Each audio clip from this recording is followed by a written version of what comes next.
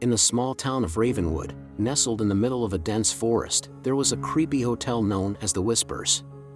Its majestic facade exuded an atmosphere of faded elegance, attracting tired travelers from afar. However, those who dared to stay in its ancient walls quickly began to understand that this place harbored a darkness that went beyond their wildest nightmares. The history of the Whisper Wall Hotel has been steeped in sadness and mystery. Among the locals, rumors circulated about a tragic event that occurred within its walls decades ago. They said that a family of 4 registered and never left, disappearing without a trace. They said that their souls were locked up in a hotel and condemned to wander forever through its corridors. As dusk fell, casting long shadows on the main entrance of the hotel, a couple named Sarah and David arrived in search of a respite after their tiring journey. They heard rumors about the bad reputation of the hotel, but dismissed them as simple stories intended to entertain curious guests. They did not suspect that their decision to stay in the Whispering Walls would plunge them into a nightmare that they would never forget. At the entrance, they were greeted by the eccentric hotel guard, Mr. Graves. From his aging appearance, with sunken eyes and a crooked smile, they got goosebumps on their backs. Ignoring their concern, he assigned them the number 333, claiming that it was the best accommodation in the hotel. Sarah and David were reluctant to climb the creaking stairs, their footsteps echoing in the corridors of the desert. When they settled in their room, the air filled with cold, although the temperature remained unchanged. An unsettling murmur swept through the walls, too faint to be disassembled, but it was unmistakable. The room itself seemed frozen in time, adorned with antique furniture hinting at the greatness it once possessed. Night fell and darkness enveloped the hotel in a suffocating shroud. Sarah woke up with a sweet and treacherous voice whispering in her ear. Her words were barely audible. In horror, she woke David up, but he claimed that he had not heard anything. Sarah dismissed this as a figment of her imagination, even though anxiety was squeezing her like a vice. The days followed the nights, and each evening brought with it an aggravation of the supernatural. The murmur became louder and more persistent, saturating the atmosphere with an otherworldly horror. The dream became elusive as the ghostly figures danced in the corners of their view, disappearing whenever they turned to them. The once cheerful souls of Sarah and David have been crushed under the weight of fear and paranoia. They turned pale, their eyes sunken, the shadows of themselves. Desperate for answers, they dared to descend into the basement of the hotel, driven by an inexplicable force that dragged them deeper and deeper into the abyss.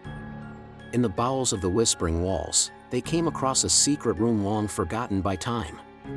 The room was decorated with secret symbols carved on dilapidated walls. Their meaning has been lost over the centuries. In the center was a shabby newspaper, inviting them to reveal its secrets. Flipping through the yellowed pages, Sarah discovered the tragic story of a family that had disappeared years ago. The patriarch plunged into the occult in search of forbidden knowledge and involuntarily released the ancient evil that now tormented the hotel. The whispers were the painful cries of trapped souls who longed for liberation. Driven by a newfound determination, Sarah and David embarked on a quest to break the curse that held the whispered walls in their vice. Armed with the knowledge of the newspaper, they organized a ritual in the heart of the hotel, urging the spirits to find peace. When the ritual reached its climax, the walls. He was shaking and an unearthly light enveloped the hotel. The murmurs turned into melancholy lamentations, gradually subsiding into the night. The souls of the trapped family were finally freed, their gratitude echoed in the now silent halls. The sun rose above the Whispering Walls, illuminating the transformed building. Its ghostly reputation began to fade as the hotel regained its former glory. Sarah and David, tired but victorious, bid farewell to the hotel and the city of Ravenwood, eternally grateful for what has changed their lives. And yet, even when they left, the memory of the Whispered Walls survived, an instructive story to which locals and curious travelers whispered. And although the hotel was a testament to their courage, an icy whisper was forever etched in their memory, recalling the darkness that lurks behind the Whispering Walls.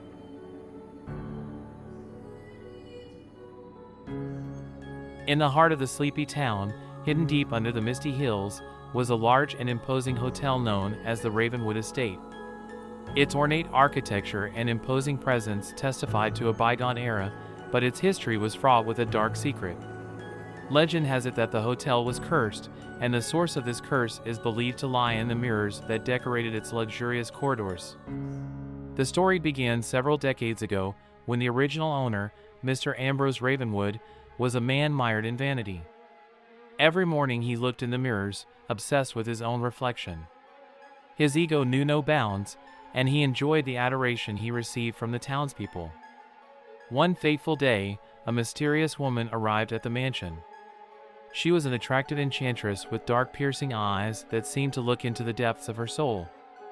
The woman gave Mr. Ravenwood a mirror that promised eternal beauty and youth, but at a terrible price. Blinded by his vanity, he gladly accepted the mirror, ignoring the evil forces lurking in it. From the moment the mirror was brought into the hotel, strange events haunted Ravenwood Manor. Guests reported seeing their reflections moving independently, and their eyes were filled with malice. Whispers echoed through the corridors, and strange phenomena seemed to simply disappear into thin air. Over time, the curse intensified, and the mirrors became the gateway to the distorted kingdom.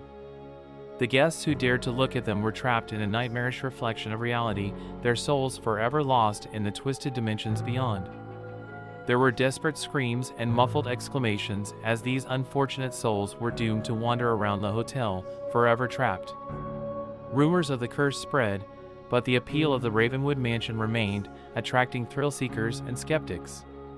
Many entered, their curiosity fueled by legends, only to find themselves trapped in a mirror curse. The once proud and noisy hotel turned into a place of unspeakable horrors, its luxurious facade hiding a room of nightmares. Among the many victims, a young journalist named Emily arrived at the Ravenwood Mansion, determined to uncover the truth behind the curse. Armed with her mind and a camera, she went to the waiting rooms, documenting every step of her dangerous journey. The first night at the hotel was relatively quiet, but when the moon reached its zenith, the mirrors woke up. Their surfaces rippled, distorting the reflection of the world, and Emily's heart began to beat faster. An icy wind whistled through the corridors, sending shivers down her spine. Once polished mirrors turned into ink portals, beckoning him with invisible hands. Emily moved forward, every step full of uncertainty. When she looked in the mirror, her reflection blinked, and she saw a sinister smile curving on her own face. Panic gripped her as the reflection reached out to her, as if trying to lure her into its world. She staggered back, narrowly escaping the grip of her own evil reflection. She realized that she had to find the original damn mirror, the one that caused the hotel to collapse. Combining courage and desperation, Emily moved through the labyrinthine corridors, avoiding the vengeful spirits that hid in the mirrors. Eventually, she reached the room where Mr. Ambrose Ravenwood had once lived. There, shrouded in darkness, stood the cursed mirror. Its surface pulsed with otherworldly energy, drawing her closer against her will. As Emily got closer, she could see the faces of the souls trapped inside, their eyes filled with despair. Summoning all her courage, Emily raised the camera, capturing the malice of the mirror in one flash. The room shook, and a deafening groan echoed throughout the hotel. The curse, weakened by the influence of the mirror, began to dissipate. In a final act of defiance, the mirror shattered, releasing a blinding stream of light that cleared the hotel of its curse. The spirits, freed from their eternal torment, dispersed into the ether. Emily stumbled out of the room, her body bruised and her mind scarred from the horrors she had witnessed. As dawn broke over Ravenwood Manor, the once awe-inspiring hotel seemed to breathe a sigh of relief. The cursed mirrors are gone, their malice defeated. The big building was quiet, just a relic of the dark past. However, the residents of the city knew that it was better not to forget about the horrors that occurred between its walls. They would always view Ravenwood Manor with caution, knowing that some curses never really disappeared. And the mirrors, scattered into broken pieces, would serve as a terrible reminder of the mirror curse that tormented the hotel forever.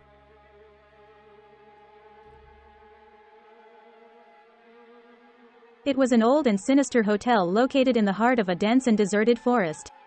The hotel, Seraphim, was large and imposing. On its once majestic facade there were now scars of time. Its history was shrouded in darkness, and the locals talked about rumors that hovered in the air, hinting at the past tragedies of the hotel. Among all its mysteries, a story that resonates through the ages, a story whose goosebumps cross the backs of those who dared to mention it, a forgotten piece.